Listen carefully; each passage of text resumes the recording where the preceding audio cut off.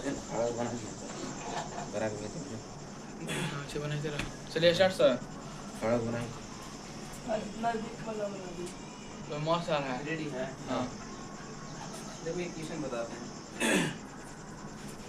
विभाजन सूत्र का पहला फॉर्मूला बता रहे हैं। उस फॉर्मूला का यूज देखो। दिया गया क्वेश्चन कि उस बिंदु के निर्देशांक ज्ञात कीजिए जो बिंदु 4-3 और 8-5 को मिलाने वाले रेखाखंड को 3:1 के रूप में अंतर विभाजित करता है। तो देखो बच्चा रेखाखंड के रूप में दिया गया है। ए बी हम लोग एक रेखाखंड लिए, क्या लिए? ए बी एक रेखाखंड, ठीक है। ए बी रेखाखंड को x1 y1 के रूप में निर्देशांक लिए हैं और x2 y2 के रूप में लिए हैं। दो निर्देशांक दिए गए हैं नहीं।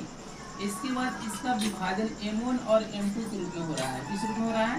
m1 और m2 के रूप में ए बी रेखाखंड को m1 और m2 के रूप में अंतर विभाजित हो रहा है। किस बिंदु के द्वारा? सी बिंदु के द्वारा, ठीक है। इसमें आपको प्रश्न करता है कि उस बिंदु के निर्देशांक ज्ञात कीजिए जो कि 4-3 और 8-5 को मिलाने वाले रेखाखंड 4-3 यानी कि ए बिंदु का निर्देशांक आपको दे दिया गया है 4 और -3 और दूसरा बिंदु बी बिंदु का निर्देशांक आपको दिया गया है 8 और 5। मतलब कहने का ये हुआ कि आपका ए बिंदु का निर्देशांक 4-3 दिया है। मतलब कि x1 और y1 का निर्देशांक दिया गया है। किसका दिया गया है? x1 और y1 का। x1 और y1 का निर्देशांक आपको 4-3 है और b बिंदु इसका x2 और y2 का निर्देशांक 8 और 5 के रूप में दिया गया है। इसके बाद ये रेखाखंड AB को 2 अनुपात में विभाजित किया जा रहा है। m1 अनुपात m2 में, m1 अनुपात m2 के रूप में विभाजित किया जा रहा है। यानी कि m1 की मान आपको दिया गया है 3, m1 m2 का मान लेते हैं यहाँ पे 3 और m1 का मान क्या मान लेते हैं 1। 3:1 के रूप में विभाजित किया जा रहा है।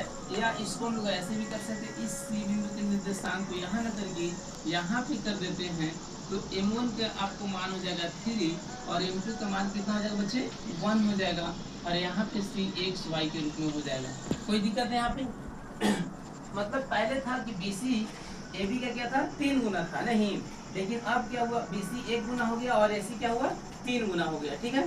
तो अब यहाँ पे देखिए m1 की जगह पे कितना मान दिया गया बच्चे? 3 और m2 की जगह पे मान कितना दिया गया? 1 और दोनों बिंदु का निर्देशांक A और B दोनों बिंदु का निर्देशांक दिया गया 4-3 और दूसरा बिंदु का निर्देशांक कितना दिया गया? 8 और 5। तो कह रहा है कि जिस बिंदु पे AB रेखाखंड को विभाजित किया जा रहा है उस बिंदु यानी कि XY का निर्देशांक क्या होगा? XY का